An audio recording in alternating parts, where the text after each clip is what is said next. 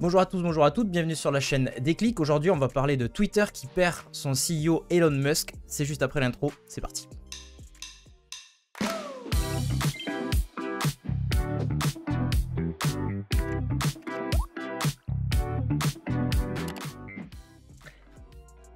Allez, bonjour à tous, bonjour à toutes. Très content de vous accueillir. Ah, IFTTD, salut Bruno, comment ça va? Je valide 9h, ça valide fort ce matin. Impeccable. Bah écoute, on fait le test aujourd'hui. Et puis, si jamais ça va à tout le monde, on restera sur 9h.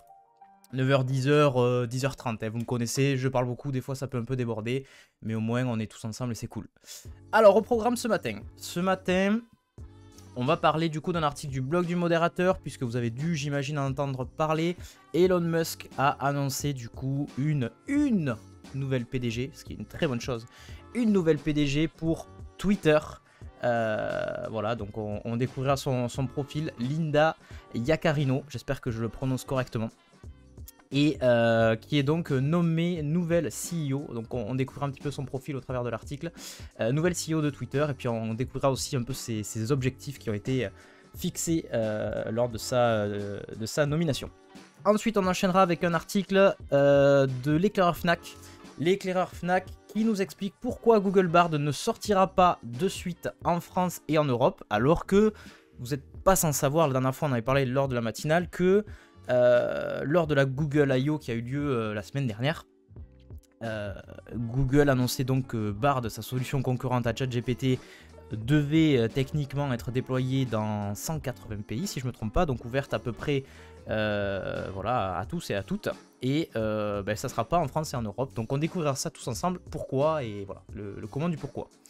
Ensuite, un article encore du blog du modérateur qui nous parle de Meta qui dévoile AI Sandbox, qui serait donc un outil de publicité assisté par IA pour Instagram et Facebook. Donc ça va pas mal, je pense, faciliter la vie des annonceurs qui souhaiteraient être plus performants et créer de nouvelles, voilà, de nouvelles pubs, de nouvelles campagnes, etc., etc. Donc c'est un outil en bêta, on découvrira ça tous ensemble. Après, on parlera également d'un article de ZDNet qui nous parle du gouvernement qui s'attaque aux pratiques anti-concurrentielles dans le cloud. Donc c'est un sujet hyper intéressant, un phénomène en fait qui est que vous n'êtes pas sans savoir, notamment si vous travaillez dans la tech, qu'on utilise de plus en plus de solutions SaaS cloud, donc type des AWS, etc. etc. Et donc en fait il y a un vrai phénomène et aujourd'hui un enjeu quant au fait de pouvoir passer d'une solution à l'autre, voire combiner plusieurs solutions pour avoir les meilleurs tarifs, les meilleurs perfs, etc. etc. Donc l'État s'est un peu mêlé de tout ça, vous allez voir, l'article est super intéressant. On parlera d'un truc que je m'en serais jamais douté, et je vous avoue que j'ai redécouvert ça, un article de Presse Citron qui nous dit que Dailymotion n'est pas mort. Alors Dailymotion, ça fait longtemps que j'en avais pas entendu parler. Et qui du coup se paye une refonte, on va dire, avec un nouveau système vraiment remis à neuf, remis au goût du jour, Dailymotion. Donc pour celles et ceux qui ont connu Dailymotion, on en parlera, ça va être intéressant.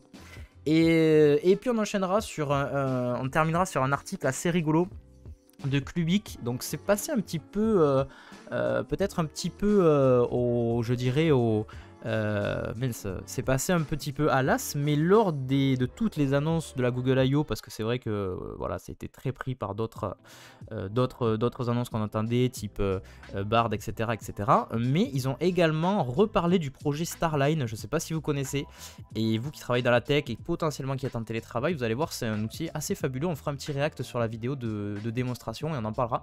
Et puis on terminera par une petite news aussi, histoire de voilà, qui passe par là sur WhatsApp, que je vous détaillerai. Alors, Xavier, 8h30, ça me permet d'amener mes enfants en t'écoutant. Ah mince, désolé Xavier. Désolé. Mais après, si tu peux... à partir de 9h, tu peux quand même écouter ou pas spécifiquement? Ou est-ce que c'est parce que t'as pas envie d'entendre tes enfants quand tu les emmènes dans la voiture? Je sais pas. Certainement une sombre histoire de RGPD. Donc là, je pense que tu devais réagir par rapport à Bard. Il y a un peu de ça, entre autres, donc pas que, mais il y a un peu de ça, on en parlera. Incroyable, c'est toujours français ou ça a été racheté? Dailymotion, alors bonne question, je recheck ça de suite. Dailymotion, je sais même pas à qui ça appartient. Wikipédia, tac tac tac, organisation mère Vivendi. Vivendi. Donc effectivement, propriétaire Bolloré. Siège social Paris. Donc effectivement, je savais même pas que c'était français, enfin que ça appartenait en tout cas à un groupe français. Salut Mokuji, comment ça va? Bon, si tu peux, c'est cool. Parfait. Ok. Allez, on attaque avec le gros sujet. Enfin, le gros sujet. Franchement, il y a plein de petits sujets hyper intéressants, moi je trouve, ce matin. Mais quand même, The annonce, même si on s'en doutait un petit peu, c'est effectivement ce premier article du blog du modérateur qui nous dit que Elon Musk annonce une nouvelle PDG pour Twitter, Linda Yaccarino, qui est donc nommée CEO de Twitter en remplacement du coup à Elon Musk.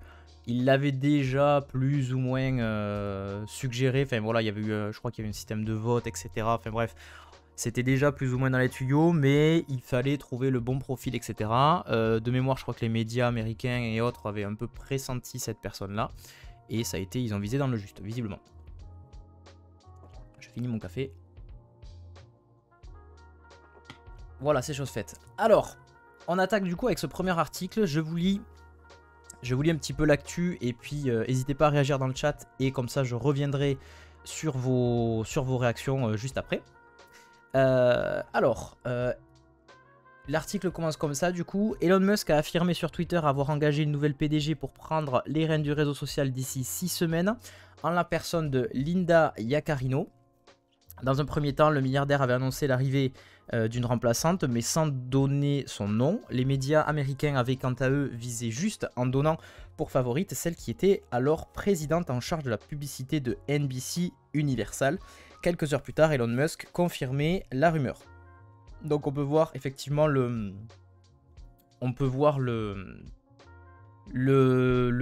tweet, du coup qui a été posté par Elon Musk pour annoncer un petit peu, officialiser la nouvelle, on va dire.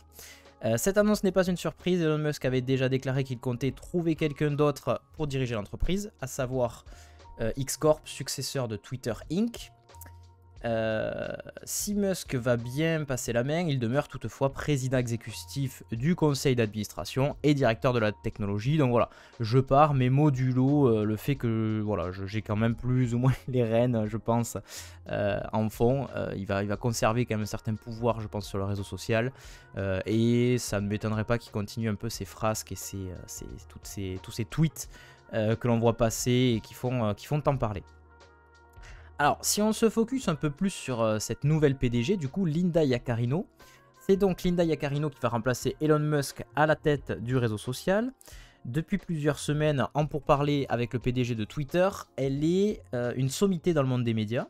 Jusqu'alors présidente en charge de la publicité et des partenariats chez NBC Universal, Linda Yaccarino joue un rôle majeur depuis de longues années dans le secteur publicitaire, tout en supervisant des équipes tentaculaires. Dans le cadre de ses fonctions, la dirigeante a participé à dépoussiérer les pratiques de l'industrie et s'est impliquée dans des événements de renom tels que le Super Bowl ou les Jeux Olympiques. Donc quand même, c'est pas du tout une débutante, bien au contraire. Quand on parle du coup d'avenir pour Twitter et un peu ce sur quoi elle va devoir se focus en quelque sorte, donc ce possible choix semble logique pour Twitter et confirme l'inclinaison du réseau social. Elon Musk ayant fait de la publicité l'une des clés de sa rentabilité, c'est un peu la stratégie, on va dire, qui est mise au cœur. Enfin voilà, c'est la stratégie d'Elon Musk, c'est vraiment y aller très fort au niveau de la com, hein, on l'a bien vu. Il est capable d'être assez,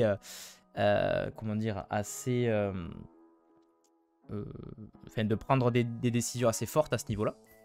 Embaucher une dirigeante renommée et respectée, dotée d'un riche carnet de contacts et ayant généré plus de 100 milliards de dollars de ventes publicitaires chez NBC Universal, tend à confirmer ce futur développement de l'entreprise. Un développement qui pourrait également passer par la vidéo, dont Elon Musk dit qu'elle est un objectif principal. Le milliardaire pourrait en effet développer sa propre offre de streaming intégrée à Twitter. À nouveau, faire venir une dirigeante issue du monde de l'audiovisuel va dans ce sens. Salut Olivier, comment ça va? Olivier is here. 15 secondes de pub, bonjour le chat. Comment tu vas? Très content de t'accueillir ce matin.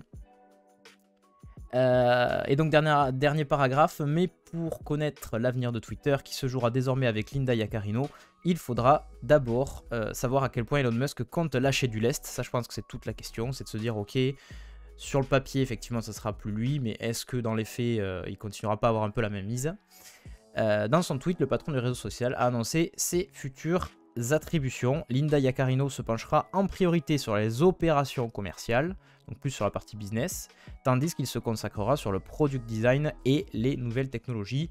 Donc probablement ce sur quoi il est, je pense, le meilleur, puisque visiblement, enfin voilà, c'est quand même...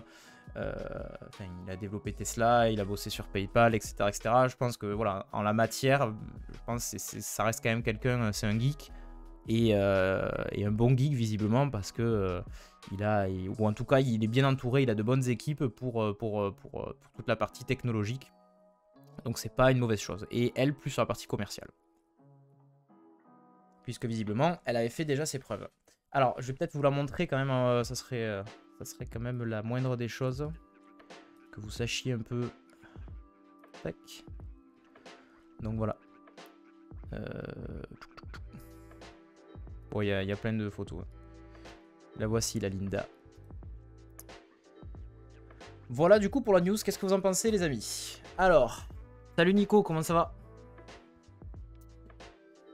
Alors, Mokuji qui dit si Musk continue à raconter tout et n'importe quoi dans ses tweets, je vois pas l'intérêt de cette CEO. Alors, peut-être potentiellement que justement, c'est tout l'intérêt. C'est que actuellement, il avait pas de contre-pouvoir, on va dire, et personne qui pouvait véritablement... contrebalancer et le raisonner, on va dire, en la mettant CEO. Bon, après je sais pas comment ça va se passer dans les, je sais pas, dans les petits papiers, mais l'intérêt il est là aussi, il est d'avoir quelqu'un d'objectif et quelqu'un qui visiblement est très efficace dans ce style de fonction, qui a déjà fait ses preuves par ailleurs, qui a des objectifs et qui du coup peut-être le ramènera à la raison, justement, si des fois il devait un peu trop dépasser, on va dire, dans ses fonctions et dans ses tweets, notamment. Donc voilà, c'est déjà un bon début. Je pense que lui, il est arrivé, il a bien fait du bruit partout. Faut pas oublier qu'il l'a racheté, je sais pas combien de... Ça a été quand même une grosse opération financière.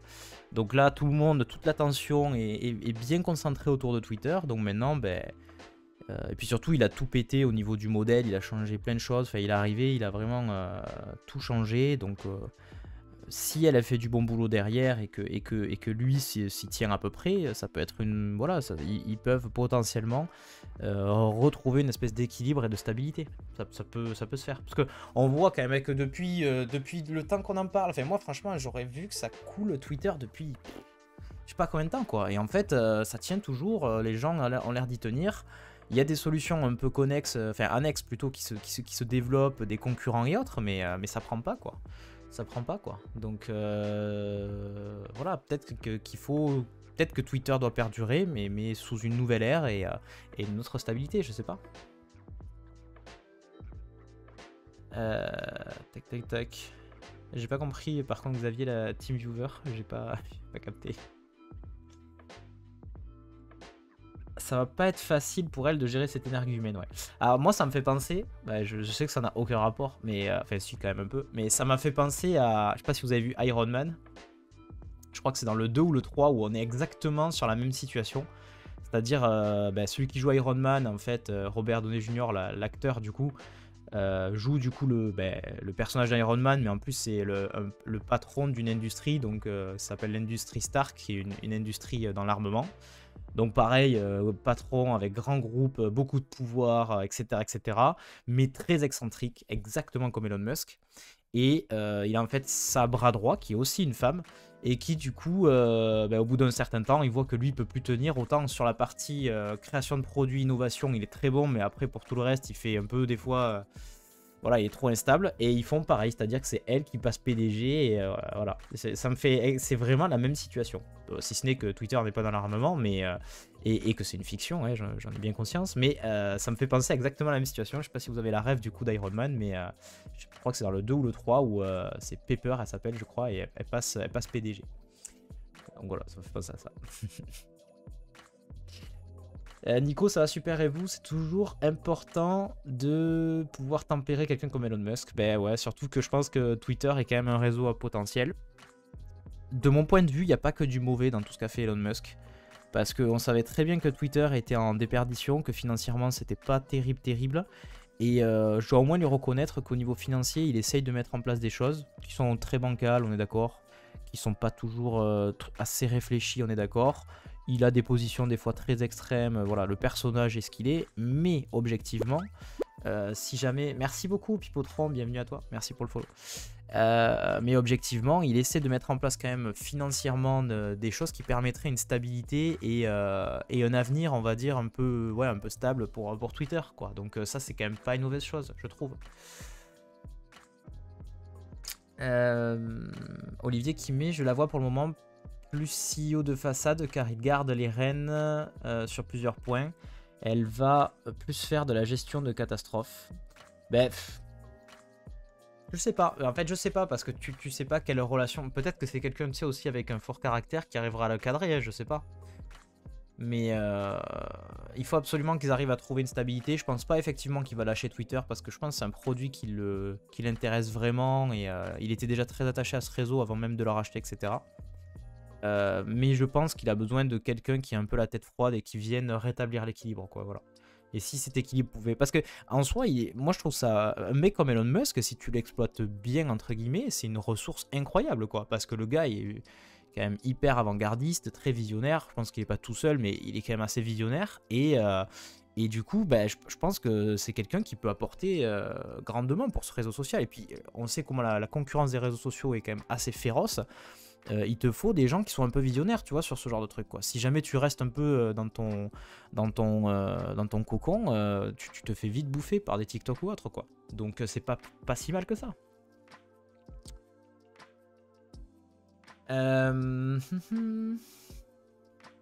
Vous avez qui met d'ailleurs Elon Musk apparaît dans l'un des films ailleurs. Ah, c'est possible. Il apparaît dans un des Iron Man. Ah, c'est possible. Fais voir, attends, je regarde. Elon Musk. Iron Man. Ah mais franchement, la ressemblance entre les deux est tellement... Enfin, la transposition, on va dire, des deux est tellement paraît évidente en fait que... Bon, il y a juste qu'il a pas l'armure pour voler, etc. quoi. C'est ça. Il apparaît dans les deux, dit Bruno. Ah ok. Ben, tout le monde avait l'air au courant qu'il était dans il était dans... comment dirais-je, dans Iron Man, mais peut-être, je me souviens plus.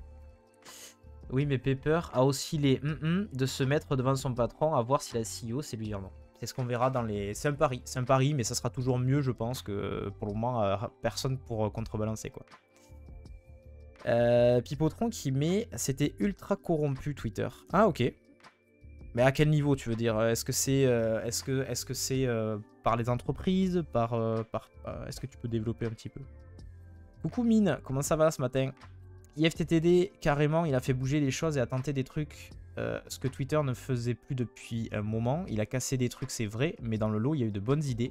Mais en fait, il en fait trop son média et tolérant des positions idéologiques clairement dangereuses. Ça, on est d'accord. On est d'accord, le personnage, tout ce qu'il y a autour, toutes ses positions sont assez relativement extrêmes en règle générale. Voilà, moi je ne juge que la partie, je dirais... enfin business objectivement, voilà, ce qui peut apporter du bien en fait au réseau social, parce que je pense que c'est un réseau auquel les gens sont très attachés, quoi qu'on en dise, même s'il y a beaucoup de trolls, même s'il y a beaucoup de choses qu'il faudrait nettoyer, ça reste un bon réseau social de mon point de vue, parce que ça t'apporte de l'info de façon instantanée, et encore une fois, si jamais tu arrives à bien l'utiliser, c'est comme tout en fait, quand tu utilises bien un outil, tu peux, tout est toujours pervertible. Ça se dit, enfin, en gros, tu peux apporter de la perversion dans n'importe quoi, même le meilleur des produits, si jamais tu n'y mets pas la bonne volonté. En revanche, si jamais tu l'utilises bien, ça peut être un outil ultra puissant. Et moi, je sais que pour la veille, j'adore ça. Mais je fais super gaffe à qui est-ce que je follow, etc. etc. J'essaye d'être très carré là-dessus et pas de prendre des trucs trop généralistes ou trop bullshit, etc. Tu vois. Donc, ouais. Sur la tech, top. Sur lui-même, moins top. Et ouais, non, mais c'est sûr. Mais bon, après... je pense qu'on serait surpris si véritablement on connaissait plus en perso les gens qui sont à la tête des grandes industries, Tim Cook, etc. C'est peut-être des gens qui, politiquement parlant, sont meilleurs au niveau... voilà, ils sont bien plus forts que peut-être que Musk sur la partie, comment on appelle ça, pour faire de la diplomatie. Ils sont bien plus diplomates. Mais je pense que si on les connaissait vraiment perso, ils doivent quand même aussi avoir leur côté sombre, on va dire. Parce que t'arrives pas là-haut par hasard, je pense. Donc voilà. Faut pas oublier qu'Elon est d'abord ingénieur et déteste être à son poste d'exécutif, il le dit lui-même, dit Olivier. Ouais, mais c'est pour ça, je pense que c'est un gars qui est vraiment dans le concret, qui est dans le... voilà, qui met les mains dans le cambouis, etc. Et c'est ce qui le distingue en fait de bien d'autres dirigeants. C'est que effectivement, il est dedans. Enfin, faut quand même se dire qu'aujourd'hui, il y a encore quelques années, ça nous paraissait complètement hurluberlu. Le mec qui arrive et qui dit, bah moi je vais faire des lanceurs de fusées et puis ça sera une entreprise privée, quoi. Pour nous, les fusées, c'était un truc de fou furieux. Et aujourd'hui, il a réussi à faire ça. Il te fait des... Avec comment ça s'appelle, c'est... pas Starlink. Oh là là, j'ai un trou de mémoire. Fusée, Elon Musk, tac tac tac, SpaceX, voilà. Avec SpaceX, il arrive à faire ça. Et il fait des lanceurs que tu peux réutiliser. Il arrive à faire, avec Starlink, à mettre en place son propre réseau internet par satellite, qui est critiquable, on est d'accord, parce que bah, t'as le côté pollution machin, mais techniquement, il le fait. Et c'est un mec, partout où il est passé, il a eu cette espèce de vision des fois qui paraissait complètement folle et surtout il va au bout de ses idées, quoi. Donc c'est assez fou, quoi. Et ça, t'as besoin de gens comme ça pour faire avancer, parce que sinon ben voilà, sinon dans 30 ans on sera toujours là sur TikTok en train de scroller comme des gros idiots là et voilà, chose qui me gonfle au possible, mais bon, peu importe. Voilà, que l'on aime ou pas, il a une vision et il la déroule. Exactement, Xavier. Il arrive à lancer ses Tesla sur ça. Ouais, bon. Après, voilà, ça vient aussi avec son lot. C'est comme tout, ouais. Quand vous ouvrez quelque chose, il y a le bon et le mauvais qui rentrent. Hein, c'est comme ça. Xavier qui dit, il a fait une interview il y a longtemps où il expliquait son plan avec Tesla. Il disait que son modèle ne serait jamais pérenne, mais qu'il forcerait les autres constructeurs à se mettre au pas. Ben ouais, c'est... Moi, j'avais entendu aussi, tu sais, qui disait, alors après, ça peut être du bullshit ou pas, j'en sais rien, mais que, tu vois, sa vision, c'était même d'essayer de rendre le monde meilleur, tu vois. Donc ça, là, t'es vraiment dans une autre dimension, en mode, t'es là, ok, dégonfle la tête, mec, mais tu vois, c'est ce truc de se dire, je pense qu'il est arrivé tellement haut, le gars, qu'à aujourd'hui, son but, c'est juste de changer les choses, tu vois, et d'essayer de marquer son temps. Donc s'il fait avancer globalement le système, bah c'est cool, c'est plutôt cool. Malgré toutes ces excentricités que je lui reconnais sans problème et certaines positions très extrêmes. Donc je dis pas que je prendrai tout chez lui, mais il y a des aspects qui sont intéressants. Bref, on enchaîne avec l'actualité suivante. On va parler du coup d'un article de l'éclaireur Fnac qui nous explique pourquoi Google Bard ne sort pas en France et en Europe. Ah, donc vous n'êtes pas sans savoir du coup que récemment... attendez, je change un peu la musique. Non, pas celle-là. Ouais, ça j'aime bien. Vous n'êtes pas sans savoir du coup que la semaine dernière a eu lieu la Google I.O., qui est donc l'événement annuel dans lequel Google fait ses grosses annonces, on va dire, sur les nouveautés à venir. Et donc, dans les nouveautés qui ont été annoncées, on nous a dit que Google Bard, qui est donc le concurrent de ChatGPT, devait être ouvert à 180 pays de mémoire. Sauf que dans la liste de ces pays n'apparaît pas la France et plus globalement l'Europe. Donc on va se rendre, on va essayer de savoir pour quelles raisons et déterminer ça. Hello Silver Design, bonjour, car le U fait trop chier, voilà pourquoi. Voilà, merci de cette annonce, c'était tout, fin du stream, bonne journée à tous, ciao. Alors je vous explique les amis, rapidement, et puis réagissez dans le chat. Si vous êtes d'accord avec Silver sur le fait que ça fait chier que l'UE mette trop de restrictions, allez-y, mais surtout argumentez, parce que dire c'est bien, c'est pas bien, ça suffit pas, il faut être constructif et dire oui, je trouve ça bien que l'UE nous protège avec des règles parce que, ou non, ça m'embête parce que, voilà. Alors, je commence l'article. Le robot conversationnel concurrent à ChatGPT, Google Bard, fait son arrivée dans 180 pays, mais pas dans ceux de l'Union européenne. Nous savons désormais pourquoi. Alors, plusieurs points. D'abord, des régulations à respecter. Ça, je pense que c'est la chose qui nous vient la première à l'esprit. Le Google I.O. édition 2023 a fait la part belle à l'intelligence artificielle. Parmi les grandes nouvelles, nous apprenions que Google rendait Bard disponible à qui le voulait, sans file d'attente dans 180 pays. Douche froide pour les habitants du vieux continent, cependant, le géant ne rend pas disponible son outil dans l'UE et donc en France. Donc effectivement, la partie régulation, c'est le premier truc qui va nous venir à l'esprit, je pense, et donc c'est ce qu'ils expliquent. Des journalistes présents sur place ont pu en apprendre plus sur cette décision de la part de Google. Selon le PDG de Google, son prénom, j'ai toujours peur de mal le prononcer, c'est Sundar Pichai. Bon, Sundar, on va dire, qui est donc le PDG de Google. C'est ce monsieur-là, que vous voyez au milieu, ici. Coucou. Voilà. Donc, selon son PDG, plusieurs explications entrent en jeu. Et donc, citation, nous voulons une vraie localisation, bonne en termes de qualité et de responsabilité. Les différences de régulation entrent aussi en jeu. Fin de citation. Google France a précisé au journal Le Parisien, nous travaillons en étroite collaboration avec des experts et des décideurs politiques pour nous assurer que Bard soit en ligne avec les exigences locales. Donc effectivement, il y aurait bien cette notion de régulation. Et pourquoi on parle de régulation, quel point particulier on pointe, c'est le fameux Artificial Intelligence Act dont je vous ai déjà parlé sur des matinales précédentes. Donc effectivement, c'est ce que dit l'article, une référence indirecte au nouveau règlement européen actuellement discuté, l'Artificial Intelligence Act, donc AIA, une potentielle future réglementation qui viendrait s'ajouter au Digital Market Act et Digital Service Act, dont on a aussi parlé, donc le DMA, le Digital Market Act, plus sur la partie e-commerce, on en avait d'ailleurs bien détaillé là l'autre jour, vu que ça commençait à être mis en place, et le Digital Service Act, le DSA, pareil, on en a déjà détaillé. Donc il y aurait en plus cette partie sur l'intelligence artificielle. Je crois que sur une matinale, je vous avais expliqué qu'effectivement, ils ont plus ou moins été obligés au niveau de la législation de mettre en place et d'accélérer sur ces sujets-là, même si c'était déjà un peu dans le pipe. Ils ont été obligés d'accélérer du fait de toute la hype qu'il y a eu autour de l'intelligence artificielle et de tout ce qui s'est un peu développé ces derniers temps. Alors, donc, que dit encore l'article? Donc, une potentielle future réglementation qui viendrait s'ajouter au Digital Market Act et Digital Service Act en vigueur. Google se prépare donc en amont afin de proposer son outil dans les clous en UE, en Union Européenne, si la régulation venait à être adoptée. Donc en fait l'idée c'est ça, c'est que sur la partie réglementation, il y a effectivement le RGPD, mais surtout ils anticipent le fait que il va y avoir très prochainement la partie réglementaire sur la partie intelligence artificielle en Europe qui est en train d'être votée, décidée, etc. etc.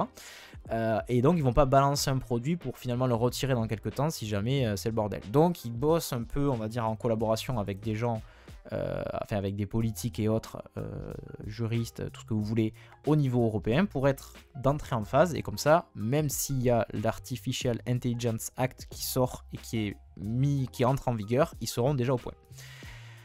Autre point qui n'est pas du tout lié finalement à la partie réglementation, c'est la partie apprentissage, puisque visiblement c'est pas encore complètement au point sur la partie langue.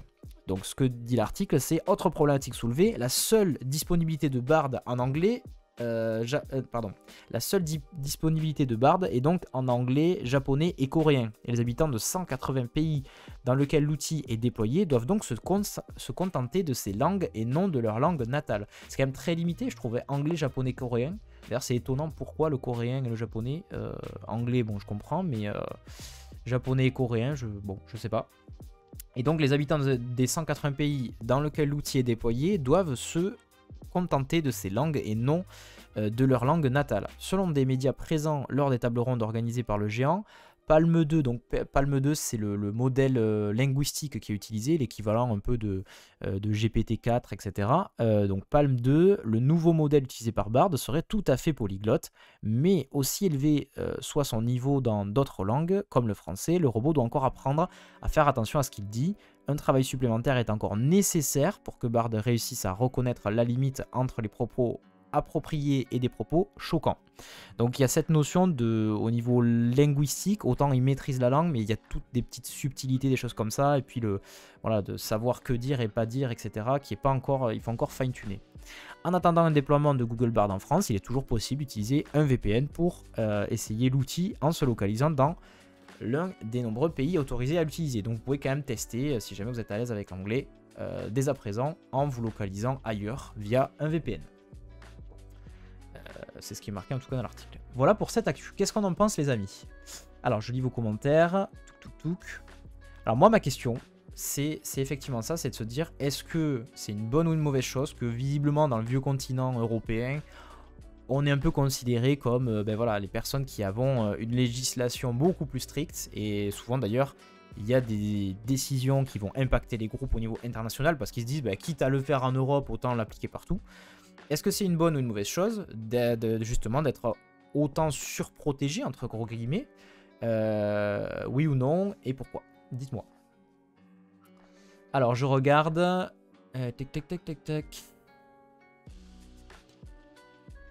Donc Nico qui met perso, je trouve ça bien que l'UE nous protège parce que. Et il ne met pas la réponse. Il faut que tu développes là. Xavier qui met il faut protéger évidemment, mais il faut le faire intelligemment. Je suis d'accord. Vert qui dit non, je ne déconne pas, mais bon, l'UE fait parfois des règles bizarres, et puis bon, on voit parfois c'est plus une histoire de sous que de protection. Oui et non, je sais pas. Enfin, dans quelle mesure les sous? Parce que il y a peut-être. Enfin, au contraire, moi, de mon point de vue, je pense que si c'était une affaire d'argent, imaginons des députés à qui tu graisserais la patte ou autre, ben, ça veut dire que tu aurais du lobbying de grandes entreprises qui viendraient te dire, ben, au contraire, rendez les règles un petit peu plus légères et évitez qu'on soit autant contraint, quoi, tu vois. Enfin, pour moi, c'est ce qui ferait sens. Mais bon. Olivier qui met en gros 180 pays vont se faire avoir sur la protection des données. Alors ben voilà, après c'est sûr que c'est toujours bien d'être précurseur et d'avoir accès plus vite, mais la conséquence c'est qu'effectivement tu payes les pots cassés des autres quoi. Autant nous on sait qu'une fois que ce sera en Europe, ça sera un minimum protégé, même si on va pas se leurrer. Aujourd'hui, vous utilisez tous et toutes des outils type iPhone ou Android. Pensez pas que vos données elles sont en mode vous êtes protégé machin. Il y a quand même du tracking, il y a quand même plein de choses qui sont en place malgré les règles en vigueur, etc. Ça serait mentir que de dire ouais non mais c'est bon, tout ce qu'on utilise actuellement en Europe c'est cool et on n'est pas traqué quoi. Mokuji qui dit ils ont bien changé Google. Ce n'était pas leur style de s'inquiéter des régulations à l'avance. Alors, est-ce qu'ils ont changé ou est-ce qu'ils y ont été contraints? C'est là toute la question, tu vois. C'est que souvent, en fait, on avait la sensation, et souvent quand il y a des règles enfin, en matière de politique et autres, on se pose toujours la question de se dire oui, mais est-ce que véritablement l'administration, l'État ou autre a du pouvoir sur ces gros, sur ces GAFAM, sur tout ce lobby? Ben, visiblement oui. Visiblement oui, et le fait d'être sur internet ça ne change rien quoi, c'est-à-dire qu'à aujourd'hui ils peuvent effectivement au niveau européen clairement embêter et mettre des bâtons dans les roues à des géants comme Apple, comme voilà, ben, on l'a vu Apple par exemple avec qui a dû se remettre un peu au goût du jour avec son câble Lightning propriétaire. Ils leur ont imposé l'USB-C partout en Europe, et ben, résultat dans le monde entier maintenant tout sera en USB-C. Donc, est-ce que effectivement ils ont changé ou est-ce qu'ils n'ont pas le choix? Moi, je pense qu'ils n'ont surtout pas le choix. Parce que sinon, je pense qu'ils aimeraient bien, un peu passer outre tout ça. Hein.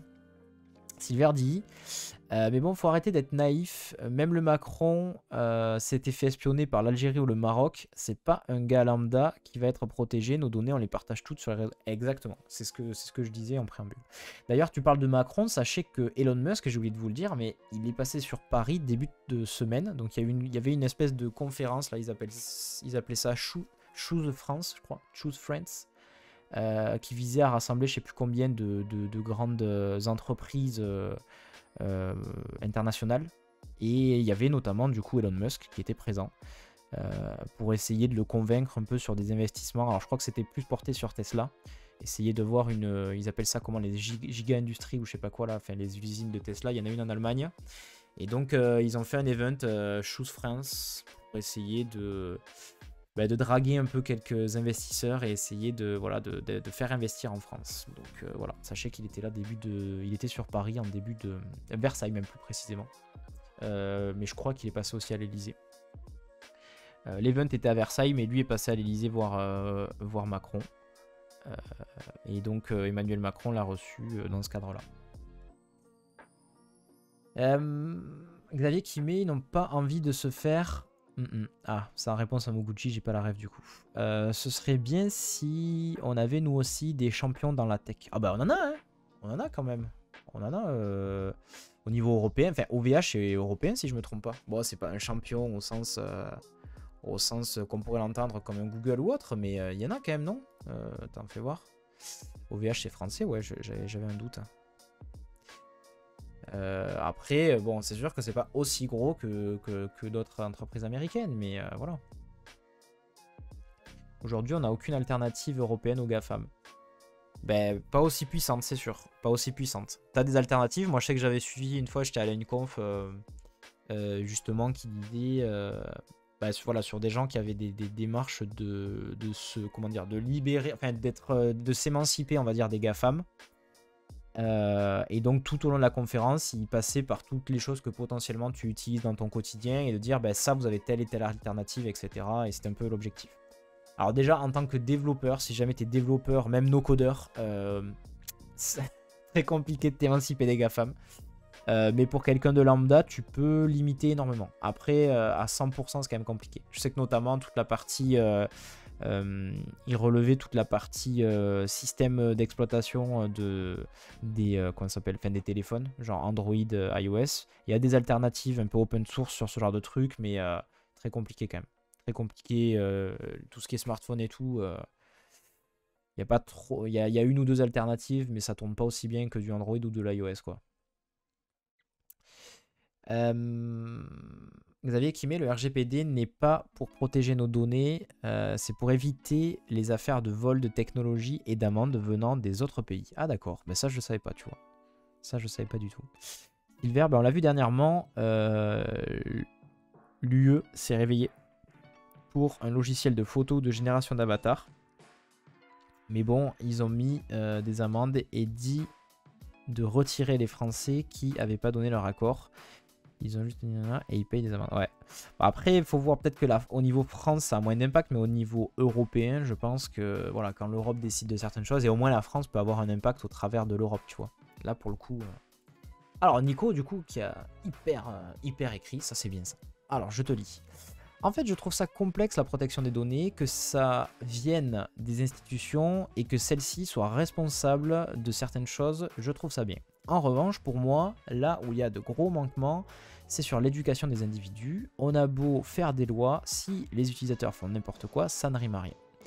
Il faudrait plus éduquer les utilisateurs selon moi, et à partir de là, les lois pourraient devenir plus souples pour empêcher les gens de faire du business. Alors ta réflexion est intéressante. Sur la partie éducation, je suis assez d'accord avec toi. Après, tu auras tout le temps, je pense, cette notion, tu vois, de... les gens sont derrière sont un peu planqués derrière leurs ordinateurs, surtout que tu as moyen avec des VPN et tout de te localiser ailleurs. Et du coup, bah, de faire un peu tout et n'importe quoi. C'est visiblement, je pense, dans la culture Internet, justement. Tu vois, la culture Internet, c'est ça, c'était la liberté, etc. Et donc, tu auras toujours des abrutis qui feront n'importe quoi. Moi, je pars du principe, effectivement, tu sais, c'est un peu comme quand tu dev. La question qu'on dit souvent, enfin, la remarque qu'on dit souvent, c'est never trust user input. Donc, en gros, il ne faut jamais croire, en fait, quand tu mets, par exemple, un formulaire en place sur Internet, il faut vraiment partir du principe que l'utilisateur va aller à l'encontre de tout ce que tu lui dis. Je pense qu'au niveau des lois, c'est pareil. En tout cas, actuellement. Après, je suis d'accord avec toi que c'est sûr que si on était, entre guillemets, plus éduqué, ça serait cool. J'ai beaucoup de mal à croire qu'on y arrive parce que mais c'est peut-être pessimiste, hein, mais je te dis, moi je pense que Internet est très lié à cette notion de liberté et donc les gens pensent qu'ils peuvent faire tout et n'importe quoi sous prétexte qu'ils sont un peu couverts. Donc voilà, et je vois pas comment techniquement tu peux imposer plus de choses, tu vas pouvoir mettre des lois, etc. Mais je suis pas hyper convaincu qu'à aujourd'hui... je sais qu'ils ont pas mal légiféré, notamment sur le côté les gens qui se faisaient ban sur des réseaux ou qui faisaient voilà, des remarques, qui en gros avaient un comportement qui n'était pas très civique sur les réseaux, d'essayer de les tacler, de mettre des amendes et tout, mais c'est quand même difficile de contrôler autant de gens présents, en même temps je vois pas comment techniquement c'est faisable. Mais après, je suis d'accord avec toi sur le fait qu'effectivement, c'est une question d'éducation et voilà, de comment les gens se comportent. Nous, typiquement, je pense que jamais tirer détruire quelqu'un ou genre... Enfin, il faudrait vraiment qu'il y ait une raison. Mais t'iras jamais, je sais pas moi, faire des raids haineux ou ce genre de choses. Donc voilà. Olivier qui met, je sais plus, qui m'a dit qu'OVH est dans le top 3 des hébergeurs mondiaux en termes de CA ou un truc comme ça. Non, non, mais OVH c'est hyper bien placé, hein, clairement. Hein. OVH c'est hyper bien placé. Silver qui dit, ben OVH n'en parle pas avec Graphicart. OVH n'en parle pas avec Graphicart. J'ai pas compris, désolé Silver. Olivier, low code, Zo, Creator, ça va. Ah oui, tu cites d'accord des refs qui sont européennes, ok. Donc voilà, voilà un petit peu pour cet article les amis. Bon, moi globalement, sur protéger ou pas, moi je trouve que c'est quand même une bonne chose qu'on ait une espèce de protection. Même si c'est au détriment peut-être du fait que des fois on est un peu à la bourre. Ce qui est bien c'est qu'on est un des rares, enfin l'Europe est un des rares continents en France qui justement protège. A contrario les États-Unis c'est freestyle. Et bah, encore une fois, c'est une question d'équilibre du coup. C'est une question d'équilibre. Donc c'est bien, les Américains ils sont visionnaires et nous on est un peu plus tempérés. Mais je pense que c'est dans la culture aussi. C'est vraiment dans la culture. Il est pas fan d'OVH. Ah ouais? Ah je savais pas. Graphicart est pas fan d'OVH. Ok, je savais pas. Je savais pas du tout. Olivier qui met, si tu regardes le service open source Peertube qui se veut être la version ouverte à Google, la quantité de vidéos qui sont haineux, suspicieux, douteux, etc. C'est ça la liberté et les lois. On sait là où ils sont. Ouais, ben c'est un peu comme le système. Alors je m'engagerai pas trop sur le territoire de la politique, mais il me semble que voilà, tout ce qui est anarchie, etc. C'est un peu ça. C'est genre pas de liberté. Enfin, généralement tu le vois, les conséquences, c'est pas de règles. Ben, derrière, ça veut dire pas de contrôle. Parce que typiquement, si tu laisses open, ben, ça veut dire que tout le monde peut faire tout et n'importe quoi. Donc, donc pas de règles et donc très dépendant du comportement des individus qui, on le sait, peut être très random. Donc voilà quoi. Bref. On enchaîne du coup avec l'article suivant. Un article du blog du modérateur. On revient au blog du modérateur qui nous parle de Meta. Meta qui a dévoilé du coup AI Sandbox, un outil de publicité assisté par IA pour Instagram et Facebook. Voilà, donc toujours dans cette mouvance de l'intelligence artificielle, mais surtout quelque chose qui peut être bien pour les annonceurs, puisque bah, ça va pré-mâcher un petit peu le travail. On va aller très rapide sur cette actu, parce que je préférerais qu'on détaille la suivante, qui m'a l'air vraiment intéressante. Donc voilà, grosso modo, lors du webinaire Meta Business diffusé le 11 mai, jeudi 11 mai, Meta a présenté ses orientations à destination des annonceurs, donc grosso modo des entreprises qui viennent mettre de la moula chez Meta pour pouvoir avoir de la pub. AI Sandbox, le nouvel outil à destination des annonceurs. Donc la principale nouveauté annoncée par Meta, c'est l'arrivée de cet outil, actuellement testé auprès d'un petit groupe de publicitaires. Ce nouvel outil utilisera l'intelligence artificielle générative afin de permettre aux annonceurs de produire des publicités adaptées aux différents segments de leur audience. Puisque si vous n'avez jamais fait de pub au travers d'outils type je dirais Facebook, Instagram, etc., vous avez la possibilité, quand vous créez de la pub et quand vous faites du ads dessus, de segmenter et de vraiment créer des segments ultra précis. Genre vous pouvez dire par exemple, typiquement si moi je fais de la pub par exemple pour des clics, je pourrais créer un segment de personnes qui dit je veux des gens, je sais pas moi, la trentaine, fans de technologie, développeurs, enfin voilà, je pourrais vraiment aller très très loin au niveau des critères que je voudrais remplir et dire tu ne touches que cette typologie de personnes pour être pertinent et être sûr que ma pub peut intéresser. Donc il y a cette notion effectivement de segment. Tac. Donc, ce nouvel outil utilisera l'IA générative afin de permettre aux annonceurs de produire des publicités adaptées aux différents segments de leur audience. Dans un premier temps, AI Sandbox proposera 3 fonctionnalités majeures, la variation de texte, un générateur d'arrière-plan et le recadrage d'images, et ça sera déployé sur Facebook et Instagram. Donc petit focus sur chacune de ces fonctionnalités, qui est quand même plutôt intéressant. Donc sur la partie variation de texte, les professionnels pourront utiliser l'outil pour générer plusieurs variations de texte dans leur publicité. Cette fonction leur permettra ainsi de produire et de tester, c'est ça qui est super important, de tester divers messages adaptés aux différents segments de leur audience. Ça veut dire que potentiellement en fonction des gens que je veux toucher, je tu peux avoir la même pub, mais faire évoluer le texte, parce que le texte peut-être, voilà, peut-être qu'il y a un segment où ça va être plus décontracté et l'autre un peu plus formel. Et surtout, j'ai possibilité de faire de l'A/B testing, quoi. C'est-à-dire de tester des choses, et si jamais ça fonctionne pas, tic-tac, je change, quoi. C'est ça qui a de très très cool. Donc, cette notion de variation de texte, voilà, Xavier, exactement, de l'A/B testing sur la pub, c'est exactement ça. Ensuite, il y a la partie génération de plans, d'arrière-plan, pardon, où là, pareil, il y aura aussi, je pense, cette notion d'A/B testing. Grâce à un générateur d'arrière-plan, les professionnels auront l'occasion, pour une photo de présentation de produit, de générer différents fonds en fonction d'une requête textuelle. À nouveau, cette fonctionnalité permettra de varier les arrière-plans en fonction du public ciblé et de comprendre ce qui fonctionne le mieux. Donc ça veut dire que potentiellement vous allez avoir une pub vraiment sur mesure. Je parle pas d'éthique là, hein, attention, l'éthique de dire on se fait spammer par de la pub et on nous incite à consommer, là on parle vraiment objectivement, l'outil en tant que tel est quand même relativement cool parce que tu peux faire variation de texte, variation d'arrière-plan, avoir vraiment une pub sur mesure en fonction de ton segment et surtout tester pour voir si c'est plus ou moins efficace et changer en fonction. Et enfin, la dernière chose qui est aussi ultra importante, le recadrage d'image. Donc la publicité aura l'occasion de générer à l'aide d'une IA différents formats à partir d'une seule image. Il sera alors possible d'étendre une image comme ce qui est proposé avec DALL-E. Donc vous avez une image de base, imaginons carré, il y a un endroit où il la faut rectangulaire parce que le format fait que, eh bien il va pouvoir interpréter et agrandir en fait votre pub. Qu'on a vu qu'effectivement les IA génératives sont capables en fait de créer, en fait vous partez d'une image avec une certaine taille et d'agrandir et d'interpréter un peu pour s'adapter au format. Cet outil s'avérera utile pour adapter les visuels aux différents formats des réseaux sociaux en transformant par exemple un format carré en 9/16e format story. Voilà. Et ensuite les autres nouveautés, donc il y a une partie Meta Advantage Plus, donc il y a un programme en fait développé par Meta à destination des publicitaires.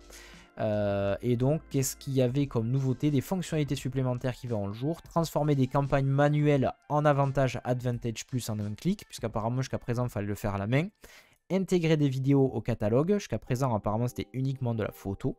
Et puis un ciblage plus précis de l'audience. Advantage Plus propose de cibler l'audience de manière autonome, permettant à son système publicitaire de trouver davantage de consommateurs en dehors des critères de l'annonceur. Donc il y aurait un peu d'intelligence aussi sur la partie segmentation pour vous suggérer des gens voilà, en fonction.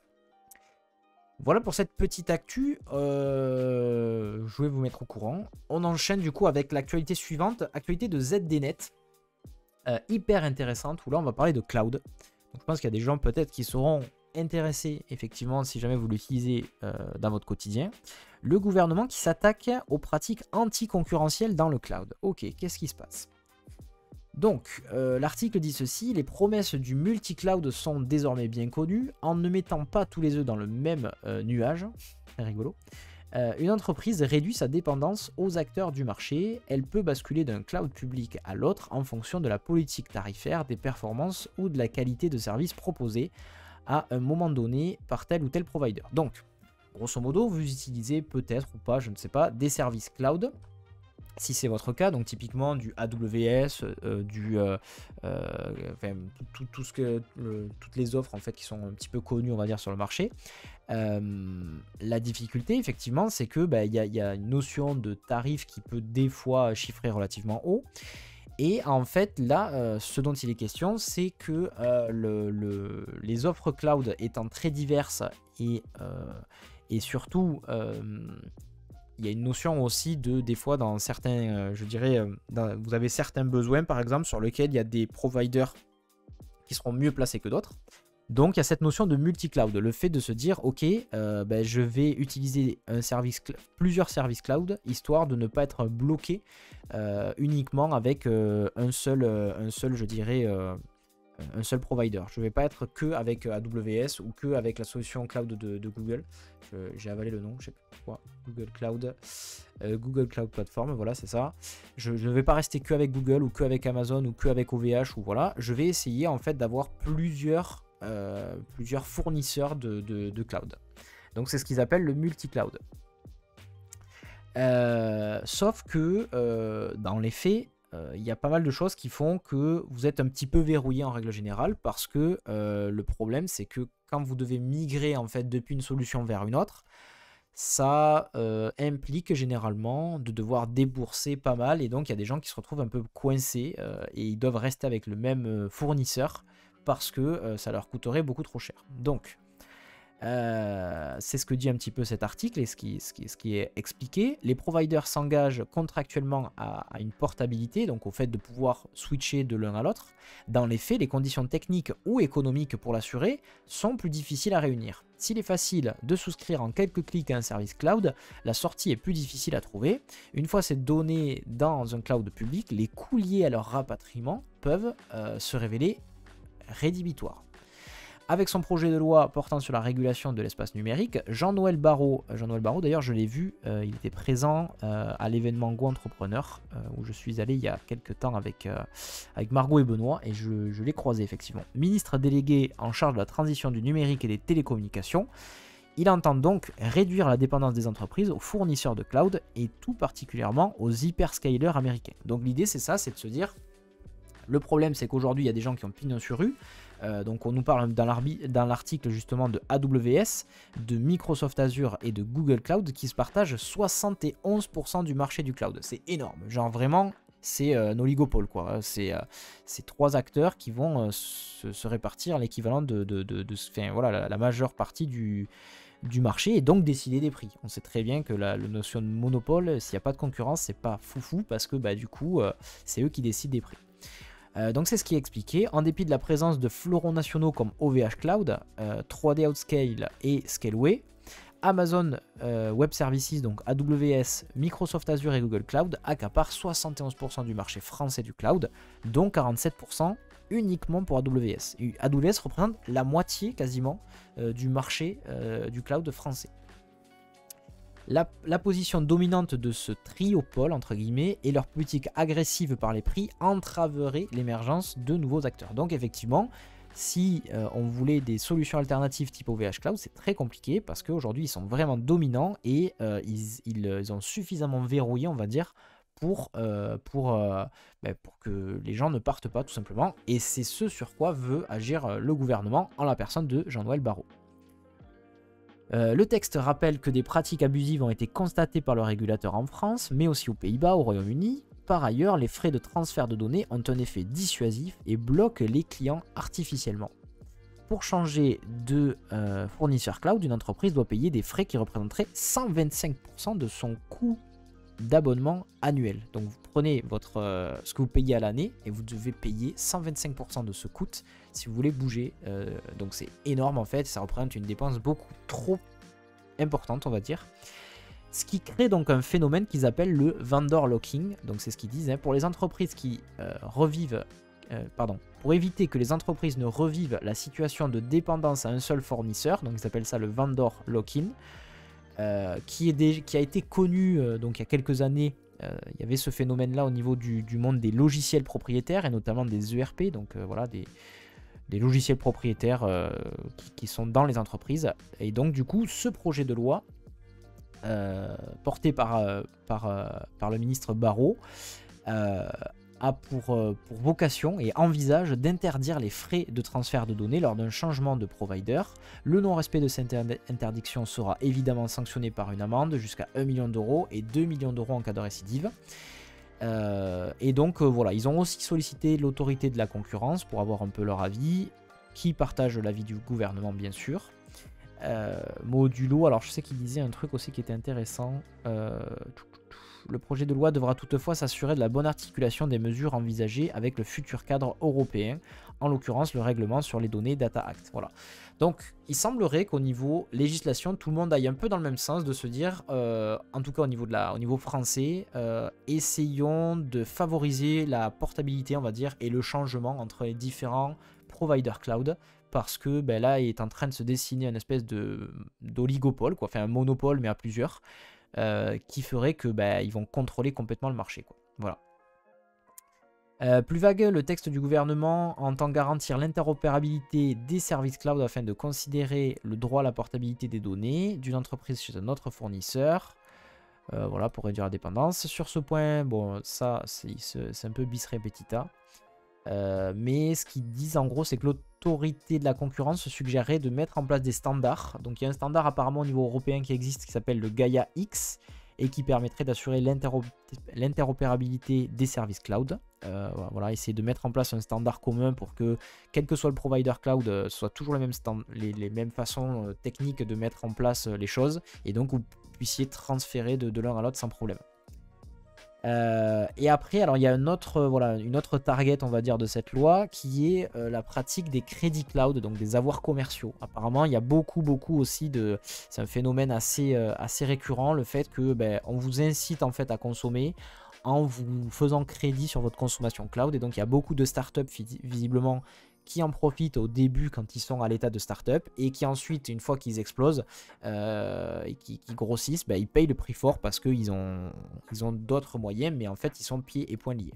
Donc il y a une notion comme ça de dépendance et de vendor locking, comme ils disent, contre lesquels en fait le gouvernement part un peu en chasse. Voilà un peu l'idée de tout ce qui se passe. Je trouvais ça très intéressant parce que en fait, même si vous en rendez pas compte, même si vous n'êtes pas tech, sachez que les services cloud aujourd'hui sont partout et que vous utilisez probablement de façon directe ou indirecte des services cloud.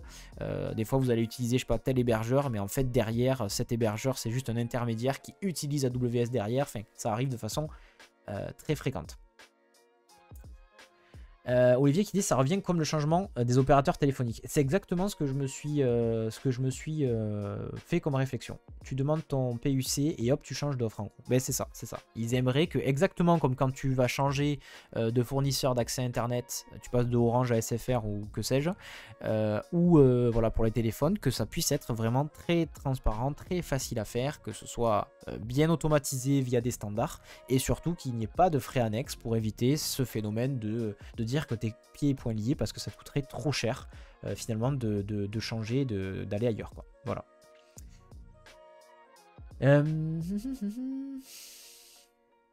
C'est ce que fait Apple. Ils n'ont pas leur cloud mais mix entre AWS, Azure et Google. Voilà, ils mettent pas tous leurs œufs dans le même panier effectivement. AWS c'est la vache à lait d'Amazon. Tu m'étonnes. Je pense qu'effectivement ça va être... Mais tu sais que malgré ce, j'avais lu, je sais plus où, que quand ils ont fait des vagues de licenciements, ils avaient taillé aussi dans les effectifs d'AWS. Hein, malgré le fait qu'on sait que ça leur rapporte du pognon.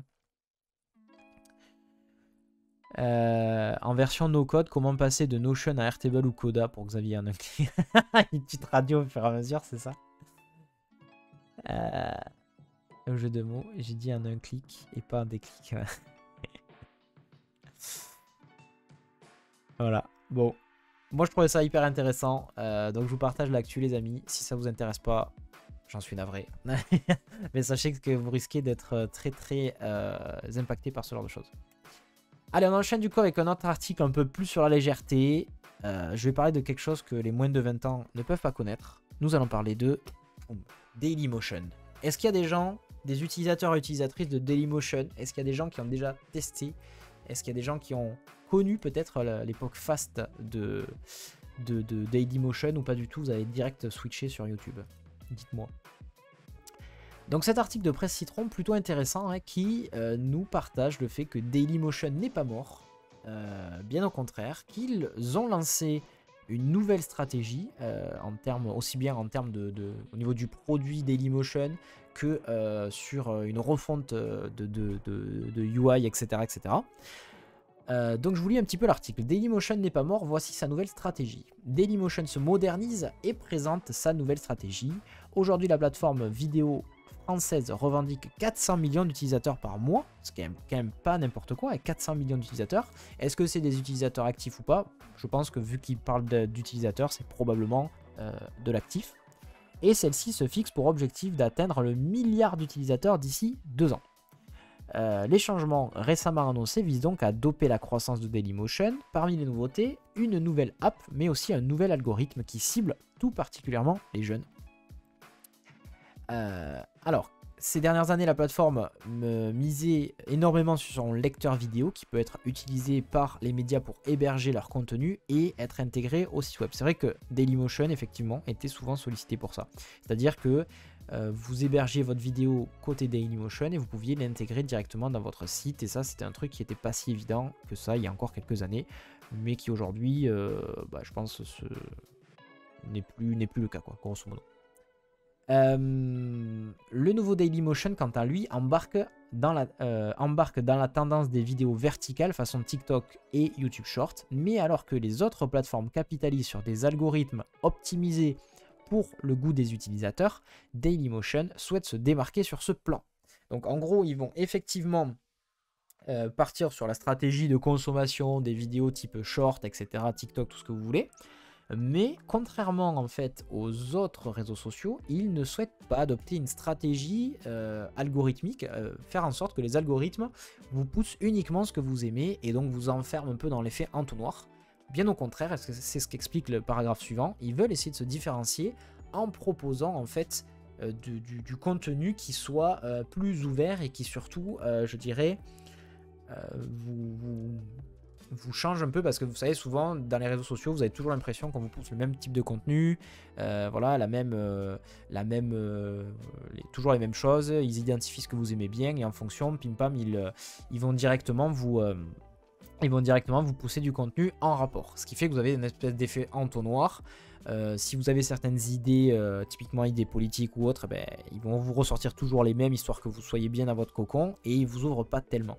Ça, c'est un peu l'effet réseaux sociaux. Eux, ils ont dit, tiens, on va prendre le parti contraire, quitte à, voilà, on va tout miser là-dessus, on va dire, et donc se différencier. Sa nouvelle tagline, c'est donc « Change ton feed ». C'est un message adressé à tous ceux qui se lassent des algorithmes des autres plateformes qui proposent des contenus similaires. Notre nouvelle application vise à proposer une expérience sociale plus saine où les utilisateurs peuvent découvrir les contenus des médias reconnus et des contenus de créatrices et créateurs offrant une pluralité de points de vue, favorisant la curiosité et l'ouverture d'esprit. Donc ça, c'est une citation de Maxime Saada, le PDG de Dailymotion, à ce sujet. La plateforme justifie cette stratégie par une étude YouGov qu'elle a commandée et qui indique que 64% des jeunes de la génération Z ressentent un appauvrissement de notre capacité collective à débattre et à échanger. L'idée est donc de répondre à cette demande de contenu plus diversifié via un algorithme qui veut inciter à l'exploration de nouveaux sujets et d'autres points de vue, même si les centres d'intérêt de l'utilisateur sont connus. Voilà, donc c'est une vraie prise de parti. Hello Timmy, non, tu n'arrives pas trop tard, puisqu'on a décalé.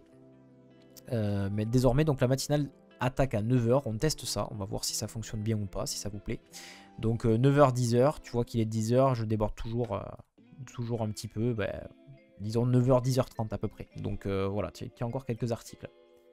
Donc moi je trouve ça très très intéressant, vraiment, de prendre ce contre-pied, et je pense qu'il y a beaucoup de gens qui aujourd'hui en ont vraiment ras-le-bol, d'avoir cette notion un peu de boucle infinie, on va dire, et de toujours avoir les mêmes choses, et je pense que ça peut être une stratégie si après tout le reste suit à la partie UX, etc., et que ça engage suffisamment de monde, il peut y avoir effectivement un effet boule de neige, et prendre ce contre-pied là peut être intéressant. Après c'est une vraie prise de risque de mon point de vue, parce que c'est quelque chose qui va à l'encontre de tout ce qui se pratique, et donc de l'UX collectif, quoi, du sens commun collectif. C'est-à-dire que aujourd'hui, on est habitué, quand on arrive à un réseau social, à donner un peu nos goûts, et ensuite, bim, on vous balance des choses vraiment en rapport avec vos goûts. Donc c'est une vraie prise de risque qui peut s'avérer payante ou pas du tout, mais en tout cas, ils ont eu un choix assez extrême à ce niveau-là. Le flux assez spécial de Dailymotion sera notamment alimenté par des contenus de médias, mais aussi par des contenus de créateurs. Dans son annonce, la plateforme indique que plus de 200 créateurs ont déjà créé leur compte sur la plateforme, donc je pense qu'ils vont rameuter quelques créateurs pour pouvoir ramener du monde. Et d'ici 2024, la plateforme ambitionne d'en avoir 5000. On cherche des créateurs qui apportent un point de vue sur le monde par leur décryptage, qui apportent de la nuance aux utilisateurs, explique le directeur des opérations de Dailymotion, Guillaume Clément. Tac, et donc après, attendez, il y a un dernier paragraphe, enfin 2 paragraphes. En résumé, Dailymotion s'inspire des codes des plateformes de vidéos modernes comme TikTok, YouTube Short et Facebook Reels pour le format, mais celui-ci adopte cependant une approche différente en ce qui concerne l'algorithme et qui sélectionne le contenu qui sera affiché aux utilisateurs. Donc autant sur la forme ça sera pareil, mais sur le fond un peu différent, enfin très différent même. Reste à savoir si cette nouvelle stratégie de Dailymotion, qui se démarque donc de ses concurrents, portera ses fruits. En effet, l'avantage des algorithmes optimisés pour les centres d'intérêt de l'utilisateur, c'est que ça favorise théoriquement l'engagement. Le pari n'est donc pas sans risque. Voilà, c'est plus ou moins ce que je vous disais tout à l'heure. Alors, qu'est-ce qu'on en pense, les amis? Est-ce que vous, ça vous paraît être une bonne stratégie ou pas? Je lis vos commentaires. Touk touk touk. Donc Xavier qui avait mis, je pense que c'était sur l'article précédent, non mais c'est très marrant parce que justement dans le no-code on n'arrête pas de dire que c'est pourri à cause des vendor locking alors que c'est la même chose pour le dev.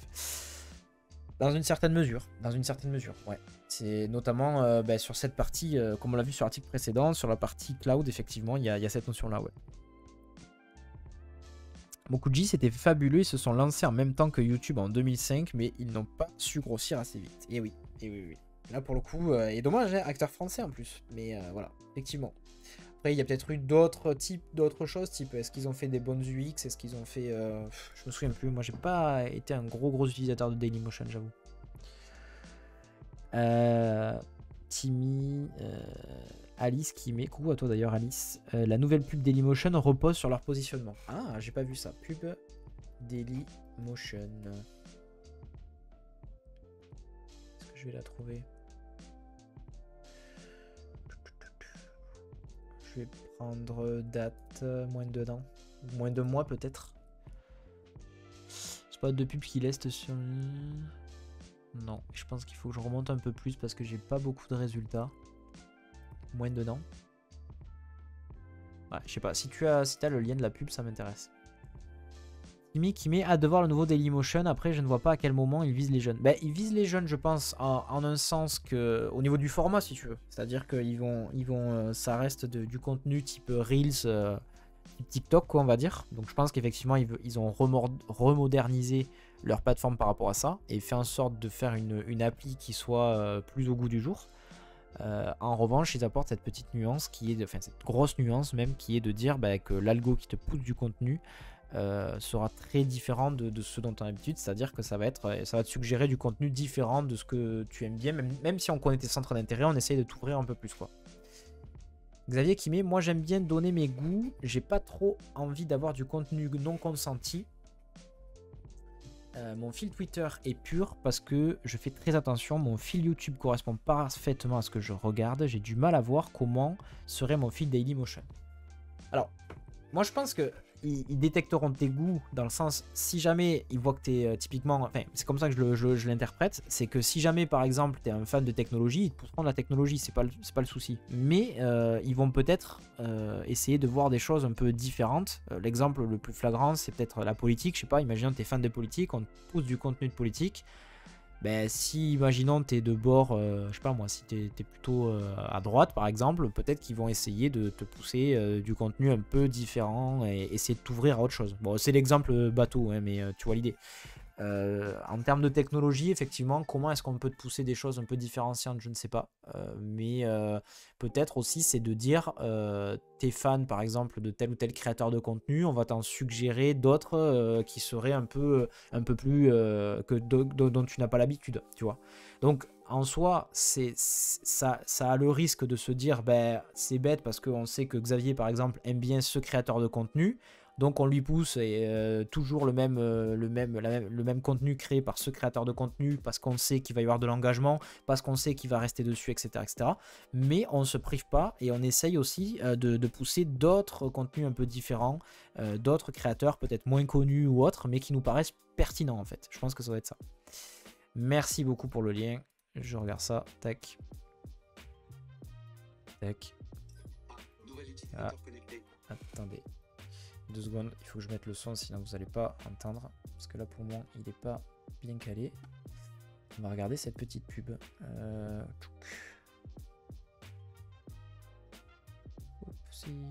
Voilà. Il faut que je fasse passer mon son sur le bon DisplayPort. Voilà, normalement, ça doit être bon. Je partage mon écran. Est-ce qu'on entend? Je pense que je vais couper ma... Je vais remettre ça, je vais couper ma musique, on va voir. Pardon, je remets du début. Tac. Et on fait lecture. Ah, nouvel utilisateur connecté.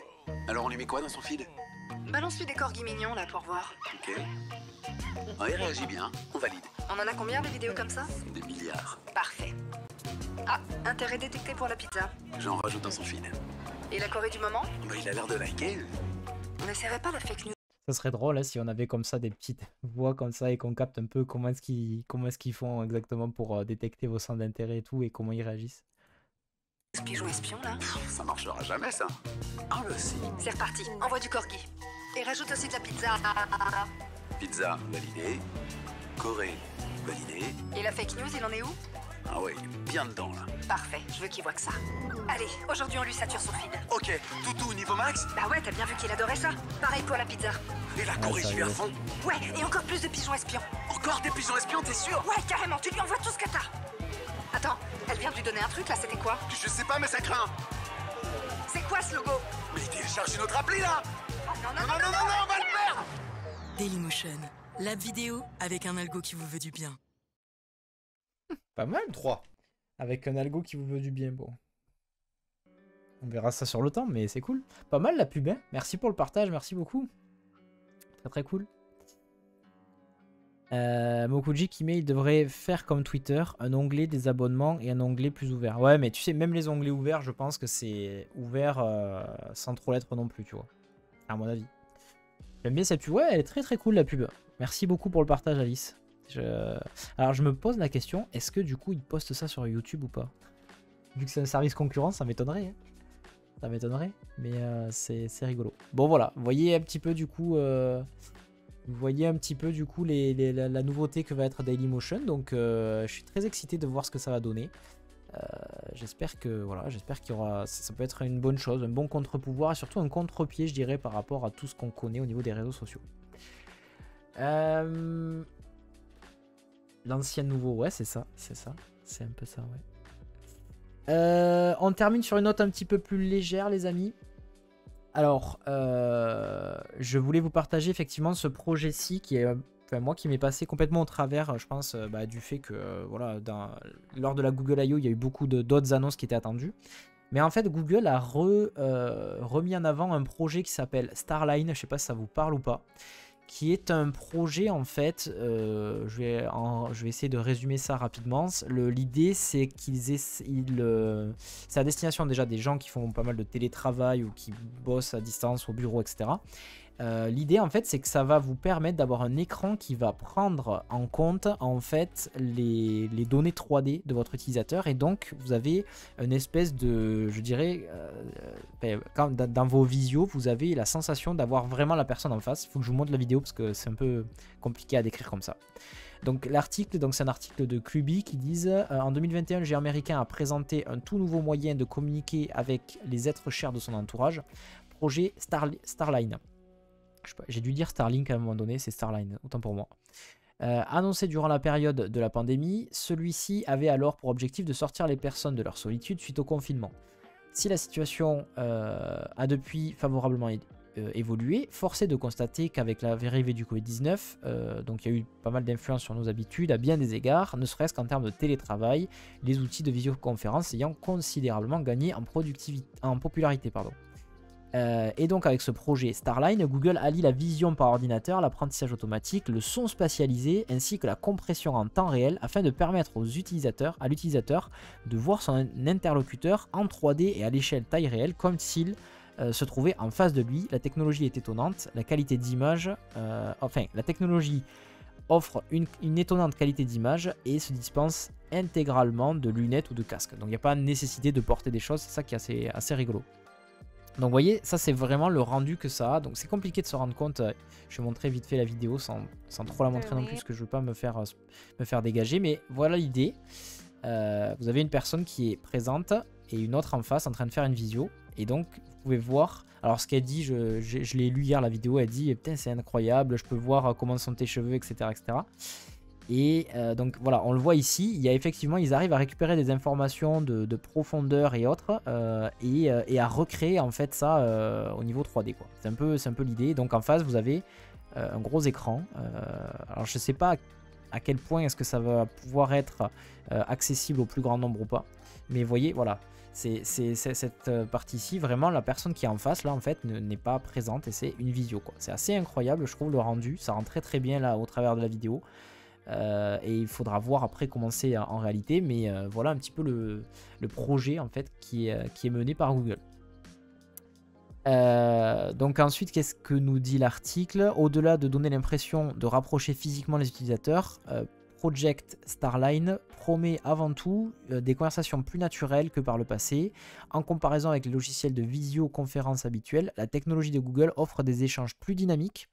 Et donc ils ont fait des tests ils ont constaté une augmentation jusqu'à 43% des gestes des mains, 26% du hochement de tête et environ 50% des mouvements de sourcils. C'est-à-dire que ça favorise le non-verbal, qui est une chose beaucoup plus classique, on va dire, et beaucoup plus naturelle quand on discute et quand on communique. Ce qui prouve bien que comment dire, la techno fait bien son job en fait de donner une immersion bien plus forte et d'avoir l'impression que la personne est en face et qu'on discute tous ensemble. Tac. Et donc, qu'est-ce qu'il y avait comme point intéressant? Non seulement Starline offrirait des temps de réaction sensiblement plus rapides, mais elle permettrait également d'optimiser l'écoute et la concentration. À la fin de chaque conversation, il a été demandé aux participants d'écrire ce qu'ils avaient retenu de leur échange. En comparaison avec une visioconférence traditionnelle, les participants auraient donné davantage de détails, plus 28%, du fait qu'ils aient pu trouver les conversations dans Project Starline plus engageantes. De plus, il a été noté qu'ils regardaient davantage le visage de leur interlocuteur, plus 14%. Et donc en conclusion, pour l'heure, les premiers tests de Google concernant Project Starline s'annoncent particulièrement prometteurs. Reste à savoir si ces résultats seront véritablement représentatifs une fois la technologie mise à disposition du grand public et si elle parvient à plonger la visioconférence dans une nouvelle ère. En tout cas, il va falloir beaucoup patienter avant de la découvrir. Donc c'est très rigolo. Je sais pas à quel point ça sera grand public ou pas cette technologie-là, mais je trouve ça pas mal.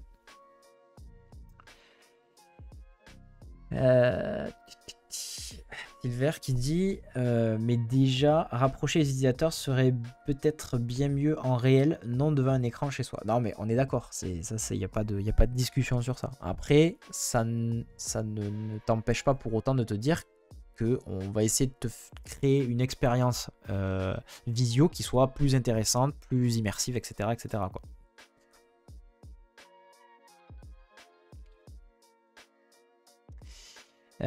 Silver qui dit car j'ai vraiment l'impression qu'on fait tout pour enfermer les gens chez eux. Ouais, il y a un petit côté Black Mirror, ouais. Je suis d'accord avec toi. Xavier, c'est pas toujours possible. Oui, c'est ça. C'est qu'il y a des gens aussi, typiquement, qui leur situation fait qu'ils peuvent pas faire autrement que comme ça, quoi. Moi, typiquement, je travaille à 100% télétravail, tu vois. Voilà, ça fait partie des choses qui sont un peu intégrées maintenant dans ma façon de vivre. Donc dans ce cas-là, c'est toujours bien qu'il y ait ce genre de choses. Mais ça n'empêche pas que, au contraire, je sors parce que du coup, là où je suis, c'est une petite ville et donc j'ai beaucoup de proches que je peux aller voir, etc. Alice qui met idéal pour les grosses entreprises dans un premier temps, pour les réunions à travers le monde. Ouais, je pense que même techniquement parlant, au niveau du prix, etc., probablement qu'au début, ça va être pas forcément à la portée de tous. Donc voilà. Xavier qui confirme 100% télétravail, je bosse avec les États-Unis, la visio est obligatoire. Donc c'est sûr qu'il y a un côté enfermement, mais il y a aussi un côté où tu peux du coup travailler avec des gens d'un peu partout et du coup ça t'ouvre d'autres perspectives en termes de boulot, quoi.